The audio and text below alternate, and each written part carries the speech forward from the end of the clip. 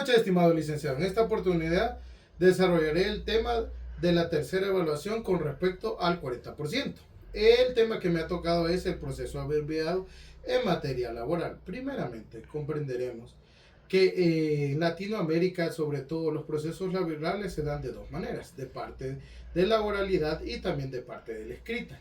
Pero tenemos que entender que por lo menos en el caso salvadoreño únicamente se ha dejado la parte escrita. Obviamente esto nos sirve para que no solo prevalezca una cultura jurídica formalista de la escritura, sino que también prevalezca la parte de oralidad entre jueces y justiciables. Obviamente esta experiencia o sea, la experiencia del proceso de abogado lo que nos permite es que no haya varias audiencias, sino una agilización en el proceso.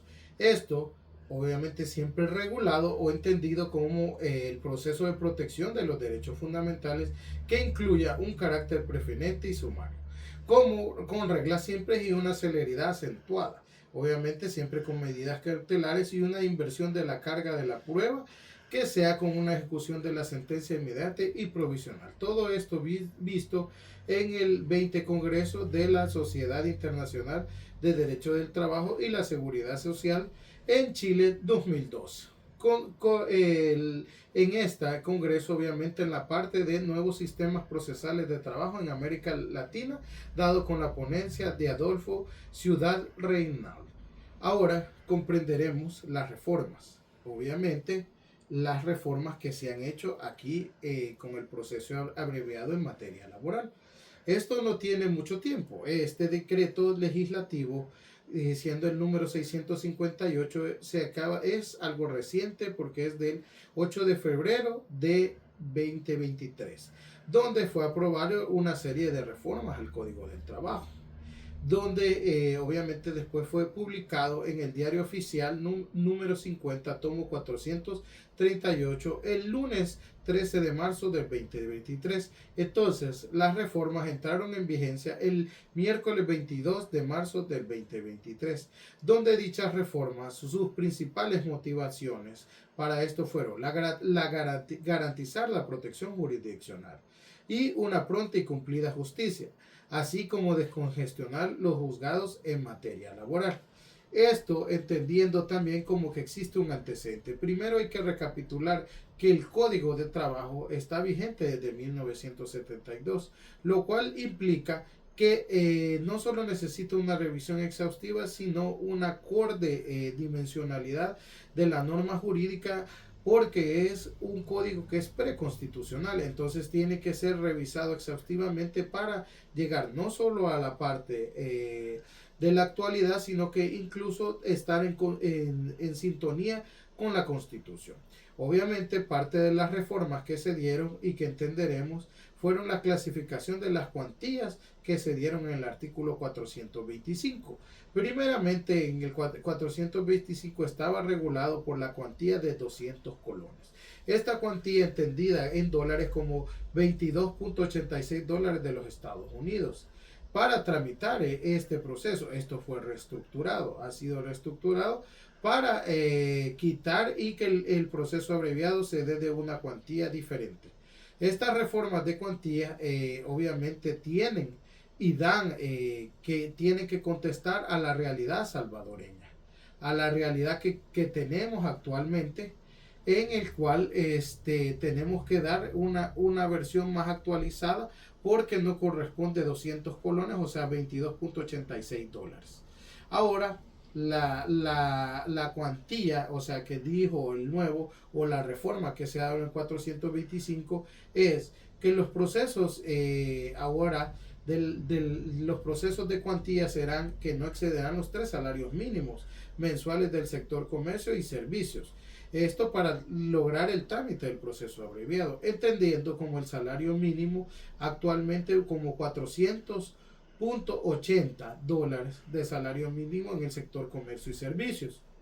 Entonces, si son 3 salarios mínimos, estaríamos hablando que tiene una cuantía de 1.226.40, teniendo eso como límite para que se dé un proceso abreviado. En el caso, entenderemos que a partir de este límite podremos o deberemos reestructurar nuestra parte para hacer este proceso abreviado. Esto obviamente con las reformas que se ha dicho que entró en vigencia, ¿verdad? En el 2023. Entonces entendemos que en las cuantías se dan las principales pretensiones. ¿Cuáles serían de eso?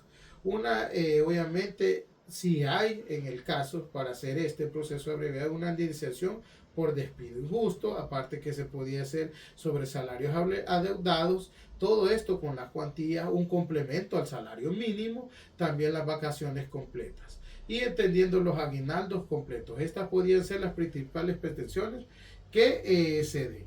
Lo que no incluye la cuantía o que no se podría incluir serían los salarios caídos, entendidos o fundamentados en el 420 del Código del Trabajo, ni tampoco las vacaciones proporcionales también en el artículo 187 del Código del Trabajo, ni siquiera también entrarían en esas pretensiones el aguinaldo proporcional del artículo 202 del Código del Trabajo. Ahora, seguiremos con las reformas. En total, como entendimos, la cuantía podría ser de 1.226.40 dólares de los Estados Unidos de América. Cuando entendemos que no se exceda, o sea, de esos salarios mínimos, entendemos que esto si realmente no cumple el límite de la cuantía, entonces tendremos que entrar en un proceso común, que eso ya está regulado en otro artículo en el cual estaríamos hablando del 378 del Código de Trabajo, que ya es otro proceso diferente. Para entender y comprender, seguir comprendiendo esto, es necesario comprender los diferentes procesos o lo que lleva la demanda. En el caso diremos que la demanda o las etapas del proceso abreviado llevan primero una introducción de la demanda, posterior una contestación de la demanda, un ofrecimiento de la prueba y una audiencia única. Obviamente esto diferenciándolo totalmente del proceso común en el cual tenemos que hay una demanda, una contestación de la demanda, una audiencia de conciliación, ofrecimiento de pruebas y una audiencia de sentencia, una audiencia de fallo, ¿verdad? Obviamente esto lo que nos permite es que es bien novedoso este proceso abreviado porque los jueces pueden emitir o se entenderá que pueden emitir el fallo dentro de los 3 días siguientes a la audiencia, el cual rápidamente será notificado a las partes dentro de los siguientes 5 días hábiles de haberse emitido la sentencia. Entonces comprenderemos que la demanda en sí, realmente no establece, o sea, la reforma no establecieron unos requisitos bien específicos conforme al artículo 437 del Código de Trabajo, pero sí se aplican obviamente en conjunción con las disposiciones que tienen los procesos comunes. O sea que esto es compatible con el proceso abreviado para tener una igualdad de pretensiones o una igualdad en las disposiciones para contestar la demanda. La demanda, obviamente, según el 426 del Código de Trabajo, ahora también puede ser, cuando se propone, puede ser de una manera verbal o de una manera escrita. Normalmente se ve que es de una manera escrita, ¿verdad? Para entender bien los requisitos que se llevan la demanda, tenemos que el artículo 370 del Código de Trabajo lo regula en el numeral 7, donde serán las peticiones o términos. Obviamente allí es donde se especificará el monto al cual se reclamará y allí es donde se decidirá si es un proceso abreviado o si es un proceso común. Y posterior a eso, como dijimos, allí también entendemos los plazos de los 5 o 3 días. Entonces comprenderemos que la demanda posterior a eso, entenderemos que hay la parte de la contestación de la demanda en el proceso oportuno, que está regulado en el 427 del Código del Trabajo, en el cual no establece excepciones, ¿me entienden?, en el proceso, pero sí tiene ciertas garantías en el cual el derecho de defensa, la manifestación del debido proceso y a la protección jurisdiccional. Obviamente esto dado en todo el proceso que lleva el proceso abreviado. También comprenderemos que al final el proceso abreviado tiene como ciertas circunstancias de los plazos probatorios. ¿Va? Como decíamos en el artículo alojado en el 435, podemos ver que hay 6 días hábiles para presentar estos procesos probatorios.